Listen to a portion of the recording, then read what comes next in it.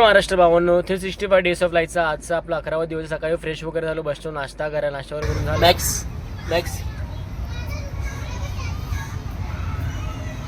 नंतर पोचलो दुकानावर. इकडे पूर्ण सेटअप वगैरे लावून घेतला आणि आजचा आपला मेन्यू होता जिरा राईस, दही कढी, मटर पनीर, सलाड वगैरे सगळं होतं व्यवस्थित.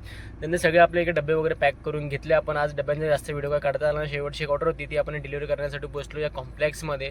ते डिलिव्हरी करून जात असताना इकडे आपण लवकर ती ऑर्डर डिलिव्हरी करून घेतली. घरी आलो. आपला मॅक्स बघायचा टराटून झोपला होता. नंतर भाचा बोलला मला पण तुझ्यासोबत जायचं मार्केटला, कारण आपल्याला जरा बँकेत पण जायचं होतं आधी. तर भाच्यासोबत निघालो बँकेत जायला. जाताना गाडीत पेट्रोल नव्हतं म्हणून पेट्रोल भरून घ्यावं. त्यासाठी पोचलो पेट्रोल पंपावर. इकडे आपण पेट्रोल वगैरे लवकर भरून वगैरे घेतलं आणि निघालो बँकेत जायला. आणि बँकेत पोचल्यास गर्दी कमी असल्यास आपलं काम लवकर झालं. आणि इकडे आपण थोडं भाज्यासोबत मस्ती करत होतो. त्यानंतर आपलं इकडे आपण पेट शॉपवरती आलो, कारण जर आपल्या कॅटसाठी जर आपल्याला सामान वगैरे घ्यायचं होतं. आणि इकडे बघा कॅटचे सगळे कॅट अँड पेट्स सगळे ते बिस्किट्स वगैरे, जेवन्स वगैरे, बेल्ट्स वगैरे, क्लोथ्स वगैरे भरपूर त्यांचे ॲक्सेसरीज आहेत कॅट अँड प्लेट्सचे.